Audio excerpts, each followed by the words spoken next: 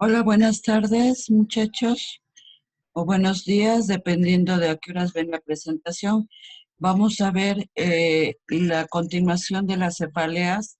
Habíamos empezado a revisar las cefaleas orgánicas y decíamos que van a ser sobre todo secundarias a procesos que van a estar ocupando el espacio intracraneal.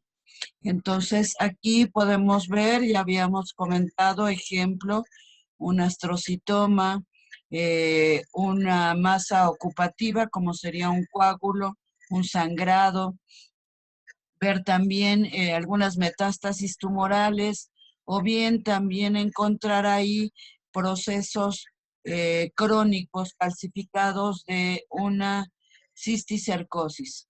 Entonces pueden ser múltiples las causas en donde va a haber una lesión orgánica a nivel encefálico, pero habíamos dicho que los mecanismos de dolor, ya que el parénquima no tiene inervación sensitiva, iban a ser a partir de la compresión, dilatación, tracción, etcétera, que iban a llevarse a cabo en las estructuras con sensibilidad dolorosa, principalmente vasos sanguíneos. Las manifestaciones clínicas que vamos a tener en este tipo de cefaleas orgánicas, aparte de la misma cefalea, va a ser la localización, va a estar originando datos específicos dependiendo de la localización, si hay o sucede en región frontal, occipital, temporal, etcétera, puede estar afectando, por ejemplo, áreas de la visión, puede estar afectando en el cerebelo, equilibrio, puede estar afectando a nivel cortical, funciones cerebrales superiores, la regulación de la motilidad, o sea, los movimientos, etcétera, etcétera. Entonces, también el mecanismo que va a ocasionar el dolor y el cuadro clínico de estas cefaleas orgánicas va a ser el grado de afectación que tenga con las vías de drenaje del líquido cefalorraquídeo. Desde el punto de vista de su presentación vamos a tener que son cefaleas de evolución muy corta, o sea, cuando el proceso ocupativo del espacio intracraneal tiene tal magnitud que empieza a afectar otras estructuras con sensibilidad dolorosa, se inicia el dolor. Por lo tanto, el proceso puede ser agudo, como un sangrado, o bien puede ser crónico. La cefalea en general va a ser continua. Ya habíamos dicho de la localización y el tipo de dolor o cualitativamente se va a sentir como de tipo pungitivo, gravativo. Si hay mucha afectación de los vasos, va a ser una cefalea con un dolor pulsátil. En fin, hay distintas formas de manifestación. Hay pacientes que refieren que es sordo, o sea, ellos perciben el dolor, pero no saben darle una definición cualitativa. Esta cefalea va a empeorar, va a intensificarse el dolor con la maniobra de Valsalva, recordando que la maniobra de Valsalva aumenta la presión intracraneal. Bien, para este proceso de investigación de la cefalea orgánica, muchachos, lo que debemos de tener bien claro y bien formado y procesado va a ser la exploración neurológica. En su curso de Fisiología 1, ustedes hicieron prácticas donde hicieron varias partes de exploración neurológica desde el punto de vista de la visión, la olfacción, la audición, la vista, exploración de pares craneales, etcétera, que nos van a ayudar mucho, sobre todo para ubicar la probable localización del proceso ocupativo. Bien, desde el punto de vista de los estudios de laboratorio y gabinete, va a ser muy indispensable la imagen, muchachos. No siempre una radiografía de cráneo nos va a servir porque no puede investigar de procesos internos que pudieran sí ser vistos en una tomografía craneal, cuando menos. Si contamos con mayor cantidad de herramientas diagnósticas, pues se solicitaría una resonancia magnética porque ponen realmente en evidencia el proceso ocupativo. Desde el punto de vista de estas cefaleas, va a depender de varias situaciones. En primer lugar, la etiología. No es lo mismo una masa ocupativa limpia que pueda ser resecada por la ubicación a una masa inoperable que tiene varios sitios de metástasis y por lo tanto el pronóstico en general puede ser benigno.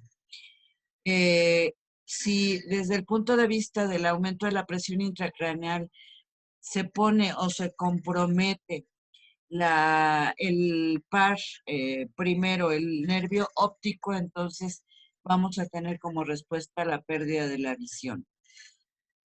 Por eso es tan importante ante la sospecha de un padecimiento que aumente la presión intracraneana, o sea, que origine hipertensión intracraneana, va a ser la regulación y la medición de la visión para ver si está evolucionando, creciendo, etcétera. Es por ello muy importante el proceso de acompañamiento clínico del paciente. Vamos a tener nosotros entonces como una manera de resumen de las cefaleas orgánicas, que va a estar el dolor, que va a estar el compromiso de la visión, que puede ser pérdida de campos parciales y o bien la diplopia. También hay que hacer una investigación si el proceso es infeccioso o de otra índole que pudiera estar afectando la calidad del líquido cefalorraquídeo. Por eso es indispensable que nos puede dar positividad en casos infecciosos o en casos que se acompañen de gran cantidad de proteínas que pueden estar presentes en el líquido y quitarle la turbidez clásica de agua de roca.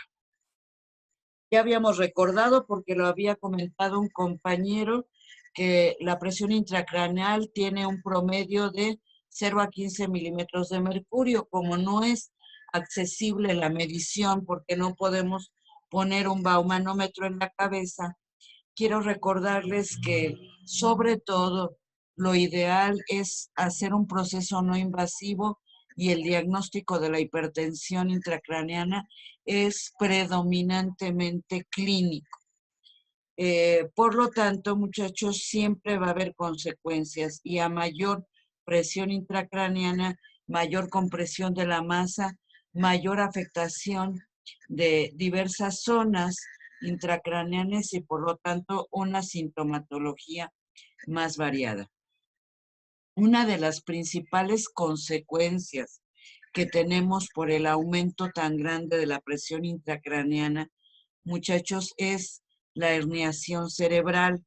Aquí ustedes están observando la imagen que la herniación va a ocurrir porque al aumentar la presión, les voy a hacer el dibujito, o sea, el aumento de la presión que vamos a tener aquí sobre la masa encefálica puede hacer que la misma masa pueda salir a través de conductos, de orificios, etcétera, de cavidades que existen normalmente.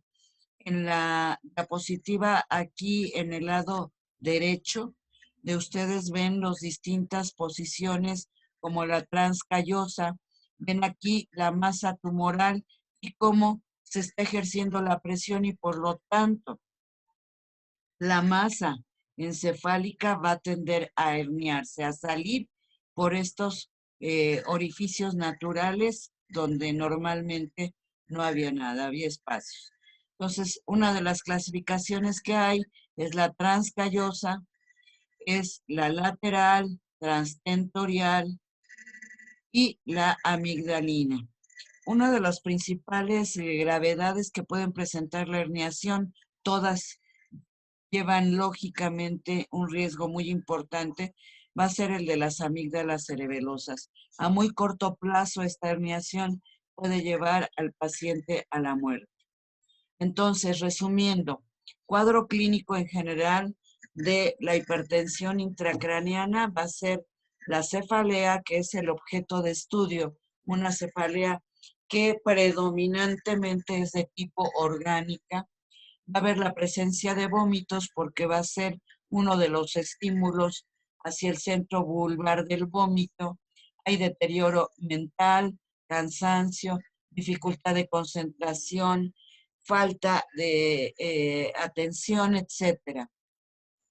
Vamos a tener, como ya había yo dicho, sobre todo por la compresión occipital, datos oculares y pupilares cuando estoy afectando la salida u el origen de los pares craneales.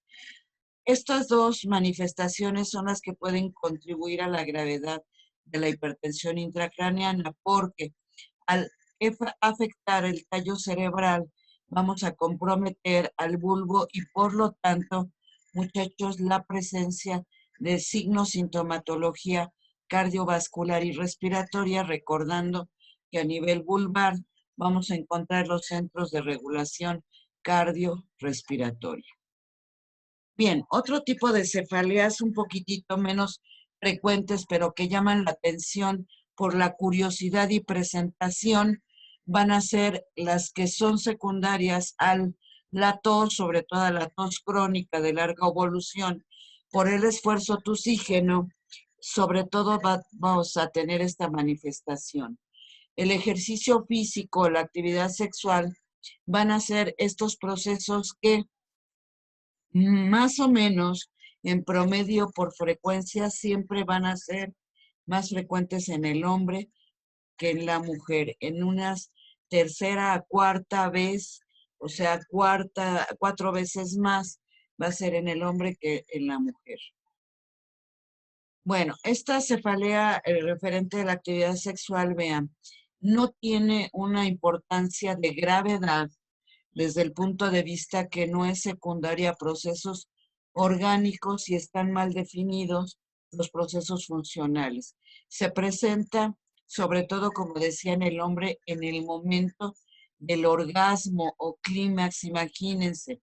Eso va a obligar a la pareja a interrumpir el acto sexual y no tiene mayor consecuencia, puesto que remite la cefalea aún y a pesar del médico, no requiere tratamiento.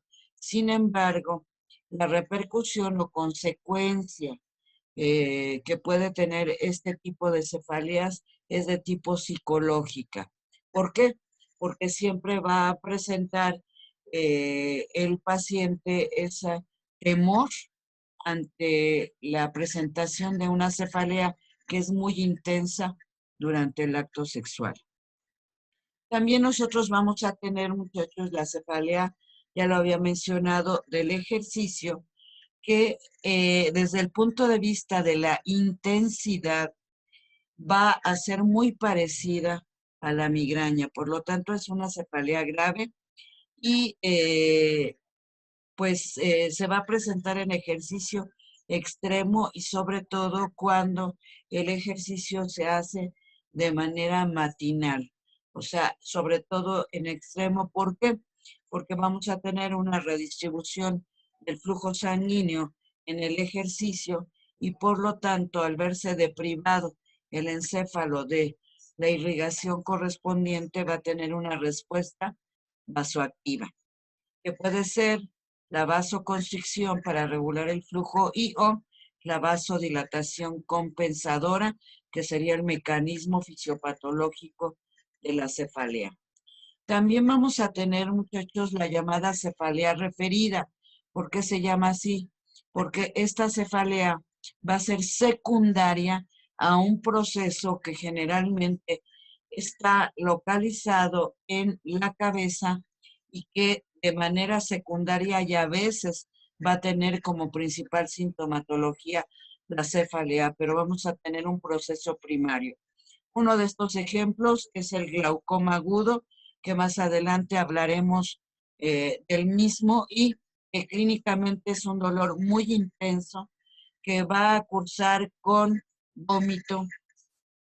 Y se me olvidó decirles que sobre todo en las cefaleas orgánicas y en este tipo de cefaleas secundarias vamos a tener muy frecuentemente el vómito en proyectil, que quiere decir que no va a tener pródromos, ¿sí? Bien, en este caso, haciendo una exploración con el antecedente de que el paciente padece glaucoma, que recuerden que es o significa el aumento de la presión intraocular, vamos a tener el vómito, la inyección conjuntival, o sea, la conjuntiva roja, y a diferencia de la cefalea en racimos, puesto que yo sé que ya estaban pensando en un diagnóstico diferencial, vamos a tener que aquí va a haber una pupila media fija, que quiere decir que no va a responder sobre todo al estímulo fotomotor cuando nosotros aplicamos luz al ojo del paciente y tiene una respuesta normal miótica. Aquí no se va a mover la pupila, y también la palpación pétrea del globo ocular. ¿Qué significa esto de pétreo? Pétreo viene de piedra. Quiero que ustedes en este momento hagan el ejercicio de cerrar los ojos. Una vez que los cierren con la palma de su mano o los pulpejos de los dedos, hagan una cierta presión y van a determinar la consistencia normal del tono del ojo, que es como de tipo gelatinosa, gomosa, como una gomita de borrar o como un pandita. ¿Por qué? Porque sí está sólida, pero es deprimible, y como en el glaucoma, por el aumento de la presión, que precisamente va a ejercer sobre todo el líquido intraocular, va a percibirse con un tono más intenso, casi una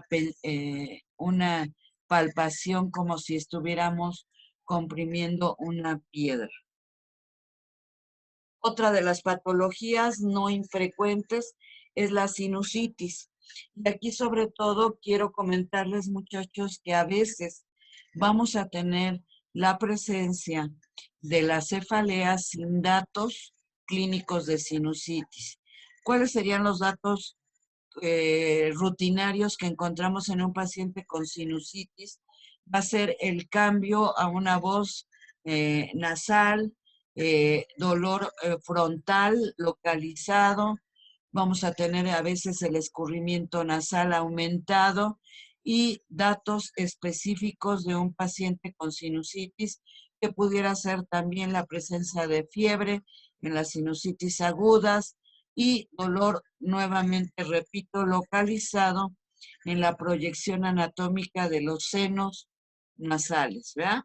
Y paranasales. Entonces, esta cefalea se puede presentar como único dolor, y solo cuando nosotros hacemos una exploración accesoria, o sea, pedimos estudios, aquí en este caso de gabinete, imagenológicos, podemos determinar que la causa primaria de la cefalea va a ser una sinusitis, y de manera referida voy a percibirlo en toda la cabeza y no en sitios específicos como sería en la región frontal, en el pómulo retroocular o interocular, que es la localización de los senos paranasales. Entonces, quiero que observen esta imagen del lado derecho. Aquí tenemos una radiografía de tipo normal, cómo se observan las estructuras. Y del lado izquierdo, incluso con estas flechitas que ven ustedes aquí, se está señalando esta radiopacidad. Perdón, no les había dado la información, pero en una placa radiográfica vamos a tener los estados de la materia. Lo más sólido, muchachos, se denomina radiopaco. ¿Qué será lo sólido? Pues sobre todo el cráneo, el hueso va a dar esta imagen que pueden ver ustedes blanca, que me está denotando estructuras óseas que tienen mayor solidez. Entre el blanco y el negro encontramos los tonos de gris, y entonces podemos observar aquí una radiolucidez, que es lo más oscuro que vemos. ¿Por qué?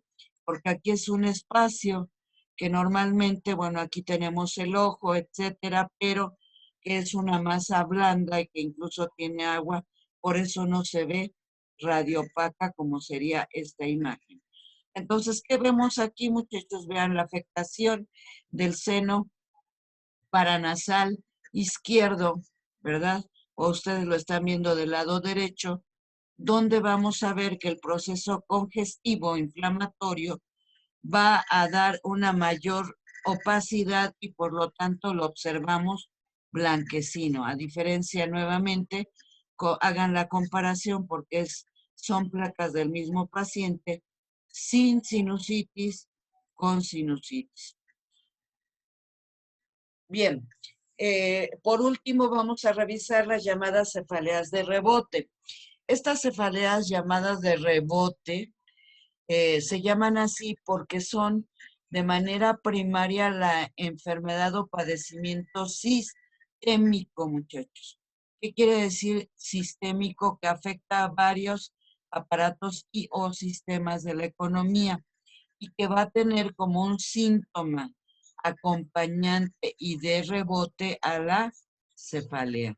Por eso son llamadas también cefaleas de rebote, porque forma parte del cuadro clínico de un padecimiento sistémico. Aquí sería interminable hablar de la magnitud de padecimientos sistémicos que pueden cursar con cefalea. Sin embargo, vamos a hablar nada más en términos generales de algunas de ellas viendo las imágenes. Tenemos aquí, muchachos, la mononucleosis infecciosa, que es un proceso infeccioso de tipo viral que va a afectar a las amígdalas, a la faringe, y que va a, como ustedes observan aquí, la presencia de inflamación y casi se ve muy poco espacio, ¿verdad? Retrolingual, o sea, está tan cerrada las amígdalas por el proceso inflamatorio que va a haber, por un lado, dolor a la deglución, pero como es una infección de tipo viral, va a tener como cuadro acompañante la cefalea. Espero que sí se haya entendido y nada más recordarles que en la materia de micro y para, cuando lleguen a ver virus, van a escuchar y espero que se acuerden de la mononucleosis infecciosa que es originada por un virus, llamada también enfermedad perdón, enfermedad del beso, porque generalmente es transmitida vía oral. Muy frecuente en adultos jóvenes y adolescentes. Y ya sabemos por qué, ¿verdad? Bueno, aquí tenemos la clásica imagen de un paciente con lupus. Quiero que observen este cloasma, que es esta coloración en las llamadas alas de mariposa. Ojalá y todos los pacientes pues tuvieran esta imagen del cloasma, porque ya nada más viéndolos diríamos, es lupus. Pero no todos los pacientes con lupus van a tener esto. Recordando lo que ustedes revisaron en inmunología el semestre pasado, el lupus va a ser una patología de tipo autoinmune que ha aumentado en estos últimos 20 años grandemente la frecuencia. Yo les quiero así nada más denotar y comentar que en mis tiempos, y yo ya tengo de egresada más de 40 años, cuando yo estudié eran raros los casos de lupus. Ahora por situaciones ambientales, de alimentos, fármacos, etcétera, es multicausal, ha aumentado grandemente la frecuencia de las enfermedades o padecimientos autoinmunes, cuando antes, mucho antes de que ustedes fueran concebidos o pensar en concebirse, pues ya existía el lupus, ¿verdad? Bien, aquí nosotros tenemos que también se puede presentar en la insuficiencia respiratoria. Aquí quiero explicarles el mecanismo, muchachos. Las causas de la insuficiencia respiratoria pueden ser múltiples. Ejemplo, una bronquitis aguda, muy importante, muy intensa, una neumonía, una hipertensión pulmonar, etcétera. Vamos a tener que estos padecimientos pueden originar la insuficiencia respiratoria, porque se va a presentar secundariamente la cefalea, muchachos. El organismo, en primer lugar, en el afán de compensar la hipoxia tisular consecuente de esta insuficiencia respiratoria, recordando que el principal objetivo del aparato respiratorio es satisfacer las necesidades tisulares del oxígeno, pues va a hacer una redistribución del flujo y un aumento de la frecuencia respiratoria para tratar de compensar. Para que yo lleve a cabo esta redistribución del flujo a nivel pulmonar y aumento de la frecuencia cardíaca, voy a estar disminuyendo el flujo, la cantidad de flujo a nivel encefálico. Y estos cambios vasculares que va a tener el paciente que tiene una insuficiencia respiratoria y sobre todo la aguda, va a cursar precisamente a través de este mecanismo de alteración vascular con la cefalea. Igual vamos a ver aquí, este es un padecimiento, pueden ver que es el feocromocitoma. Espero que algunos de ustedes lo ubiquen, probablemente se los comentaron desde histología. El feocromocitoma es un tumor de tipo productor o secretor, donde va a localizarse en la médula suprarrenal, que ustedes recordarán que ahí se producen las catecolaminas. El paciente con feocromocitoma, muchachos, cursa invariablemente con hipertensión arterial. Y vamos a ver un poquitito más adelante la hipertensión arterial, que bueno, es una de las causas súper importantes de cefalea. ¿Sí? Bueno, aquí tenemos una tiroiditis, porque en la tiroiditis vamos a tener nosotros a la cefalea, muchachos. Recuerden que son cefaleas de rebote. Tengo el padecimiento sistémico y como parte de mi cuadro clínico voy a tener la cefalea. Entonces, en la tiroiditis, recuerden que está alterado el metabolismo.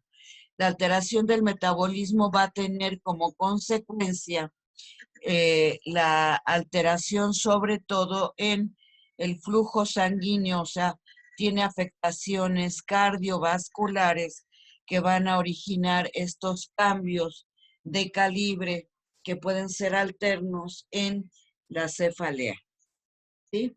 Recuerden, en los vasos intracraneales y por lo tanto originar la cefalea. Ese es el mecanismo en el cual la tiroiditis de Hashimoto en este ejemplo, o bien en otros procesos que cursen con hipertiroidismo, podemos tener la presencia en el cuadro clínico de una cefalea. Aquí nosotros tenemos a la hipertensión arterial, muchachos. La hipertensión arterial y sobre todo cuando tengamos cifras de presión diastólica mayores a 100 milímetros de mercurio, estoy comprometiendo la perfusión. Cuando yo comprometo la perfusión, y en este caso, hablando específicamente de la cabeza, estoy dibujando una cabecita, pues vamos a tener que el mecanismo compensador para satisfacer las necesidades metabólicas encefálicas va a ser una vasodilatación secundaria. Y la vasodilatación, como hemos visto, como mecanismo fisiopatológico de dolor en la cefalea, pues es lo que va a originar esta cefalea de rebote en los pacientes con hipertensión y repito, sobre todo cuando la diastólica rebasa los 100 milímetros de mercurio. Quiero enfatizar que ya no es secundaria una enfermedad sistémica, pero vale la pena anotarlo, sobre todo por el uso, muchachos, de algunos fármacos que van a alterar la vascularidad. Vean, aquí, perdón, por la presencia de estrógenos, la administración de estrógenos que tienen algunos pacientes, la administración de nitritos. Estos medicamentos van a ser vasodilatadores, sobre todo se utilizan en los pacientes que padecen Angor o que han padecido infartos, el nifedipino, que es un antihipertensivo. O sea, aquí estoy enfatizando que la acción de la mayoría de estos fármacos, muchachos, va a ser una vasodilatación. Entonces, de rebote, la vasodilatación en vasos encefálicos va a ocasionar el dolor de cabeza. Bien, también puede presentarse cuando de una manera abrupta, no fundamentada, se retiran los corticoides y va a haber un llamado efecto de rebote que va a tener como consecuencia un proceso vasodilatador y congestivo. Bien, este cuadrito que yo les llamo cuadrito resumidor, muchachos, pueden ver ustedes las principales características semiológicas de los distintos tipos de cefalea que hemos revisado en estas presentaciones para que ustedes lo recuerden. Viene muy abreviado, muy sintético, breve y concreto, más que nada para que una vez que ustedes estudien, repasen los tipos de cefalea. Aquí viene una secuencia diagramática, un algoritmo, ¿verdad? ¿Qué hacer o qué actitud vamos a tener con el paciente con cefalea? Recuerden que puede ser tan banal como una secundaria a una noche de copas, una noche loca, una cruda realidad, o bien ser tan grave como la presencia de una tumoración intracraneana. Entonces vamos a ver si la cefalea es primaria o si la cefalea es secundaria, y en base a ellos que nosotros seamos cuidadosos en hacer los estudios correspondientes para corroborar, muchachos, nuestra impresión diagnóstica. Y bueno, con eso terminamos. Muchas gracias. Terminamos con cefaleas.